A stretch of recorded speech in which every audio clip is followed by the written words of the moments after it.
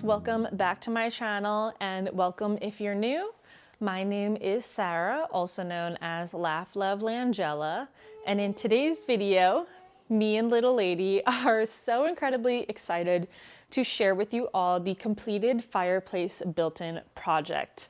Now I know I shared a sneak peek in my last Making Home series video because you guys have been waiting as patiently as I have been to make this project finally wrap up. It has been such a labor of love. We started the demo on this fireplace June 15th of 2024. So it has been a full year, not solely working on this. We had so many other things happening behind the scenes. We refloored the entire house, my husband and I, while pregnant with the little lady. The holidays came, we had her newborn life, now having 2 kids. Things have just taken a lot longer than they normally have. But I'm so excited to share with you guys the process of how we took our builder grade fireplace to a custom made one. My husband and I DIY'd the entire thing ourselves, minus having professionals come for moving the fireplace forward and having electrical run for the picture lights. But otherwise, these 2 hands, as is my husband's, are the only things that made this happen. And I have to say, it looks so incredibly good. I'm so excited to see this vision come to life. As soon as we bought the home in July of 2022, I knew that this was going to have to get addressed from the before. And so going to give you guys a quick recap of what it looked like beforehand and where we left off in the last video. So I'm excited to share with you guys and I hope you enjoy. So here is where we started in June of 2022 when we were touring the home. It was definitely very builder grade, just a minimal stacked fireplace, no grout. And because the stone was not in good condition, there was no way to salvage it, lime washing, or something to just make it more of our style. So we knew we were going to have to do a full-blown transformation of this space. To help me approach my projects in the best manner possible, I always make a mood board so I can see all of the different elements together to make sure it's going to make sense for that space. For the fireplace, we knew we wanted to still incorporate a stone, we wanted to have a reclaimed wood mantle, and we wanted to have a statement color for the built-ins to be painted. Because our downstairs is so open, there is no break from the white walls, and so this was going to be the best way to define the space. Just over a year ago today is when we officially started demoing the fireplace. Now this was not part of the plan. We were replacing all the flooring throughout our home, and my mother-in-law suggested that this was a great time to do it, so we did not need to be careful with the demo. So a huge shout out to her for that suggestion, but also for helping us get this done. My husband and I also reframed the entire fireplace wall, and we had a professional come out and move the fireplace forward a foot. For the mantle, we took a trip to Blooms & Johnson in Davidson, North Carolina to find a true reclaimed wood beam for our mantle. I highly recommend bringing in samples of your stone, your paint color, flooring color, because it made the selection process so much easier for us not to have to rely on photos. We did also completely custom build our cabinet boxes.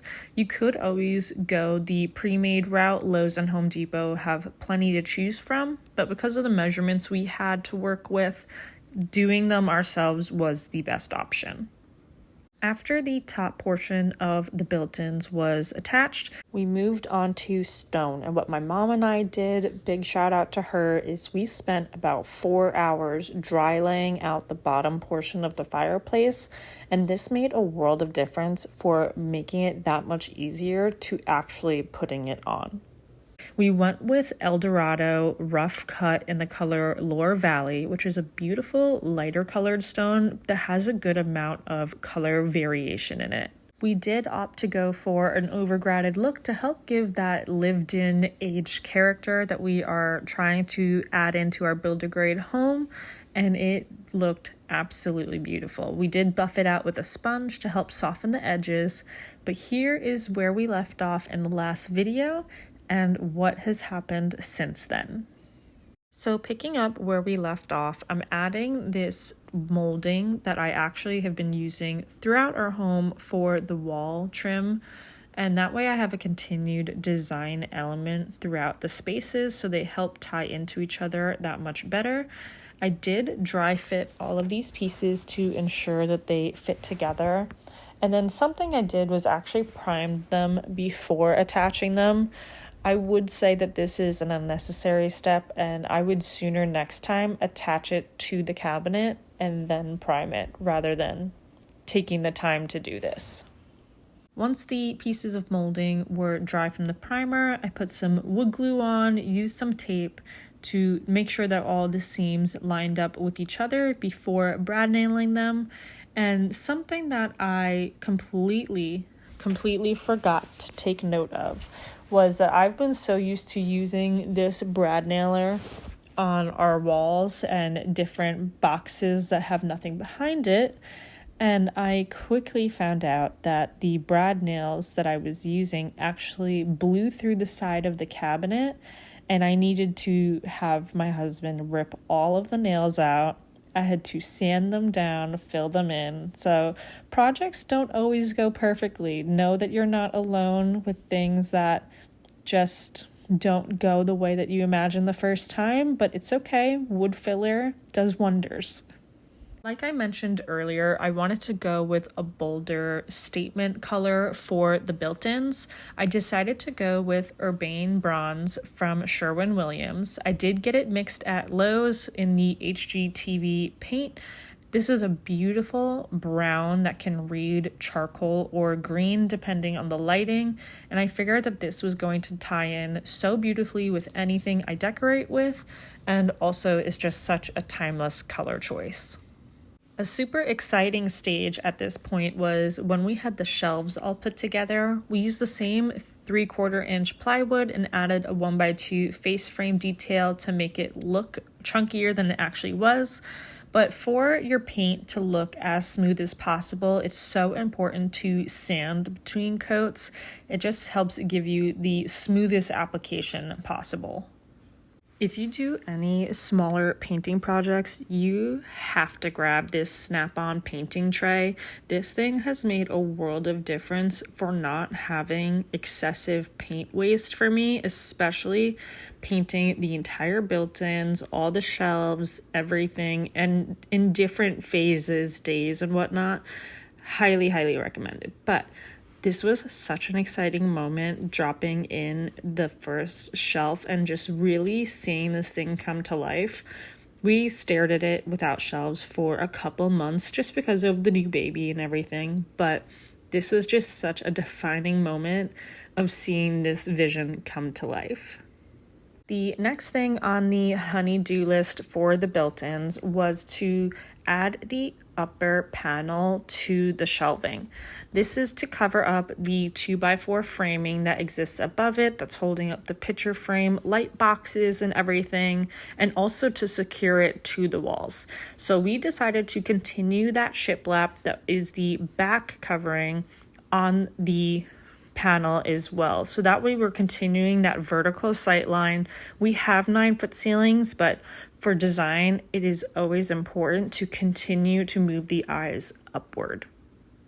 In case you missed part 1 of this fireplace makeover, I will have that video linked down in the description below so you can check it out. But in that video, I had mentioned wanting to do magnets to make these removable panels. So if we ever had to mess with the wiring or anything, it would be super easy to pop them out. But my husband told me the brad nails that are in these are so incredibly easy to pop the panel out that it was totally not necessary. We could do it if I felt like it, but at the end of the day, we decided to just throw some brad nails in, and I absolutely love the sight lines of these. It gives such a finished look and is such a simple detail at the end of the day.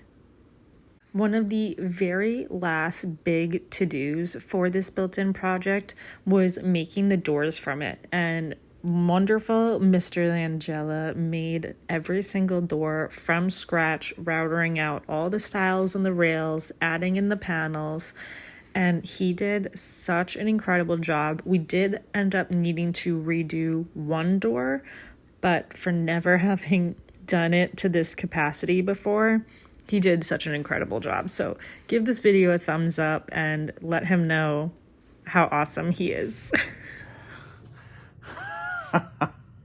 My wonderful father-in-law was also here when he was doing the doors, so he did help with the routering and everything, so a big shout out to him too. But this was such an exciting day, having these doors all glued up, ready for sanding, and basically was down to my work that was left. I do all the finishing stuff. I help with the building too, but my husband really took the reins when it came to the doors. I take the reins when it comes to painting, caulking, filling in holes, and all that stuff. But it was just such a cool moment to see these done and get them all prepped up, ready to paint. We did end up dry fitting all of the doors just to ensure that we were very, very close to spacing before I primed and painted these. That way, if there were any minor tweaks, we were able to just take them back into the garage, use the track saw, and just take off a saw blade here or there without needing to gunk up the blade because they were already painted.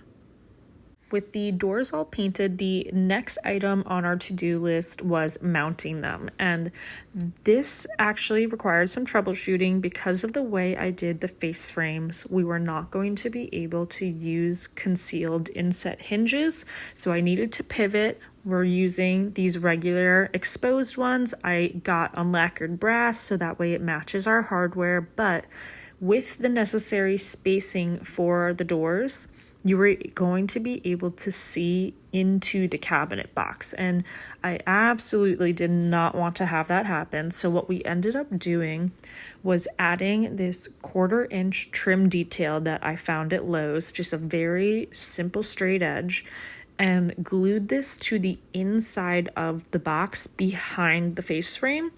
And that way, when you're sitting next to it or looking from afar, because it's painted the same color, it's just going to look like a shadow and you will have no idea that there is actually a trim detail behind it. It also helps because these hinges don't have a stop on it to have a built-in stop to prevent them from going further back than the face frame.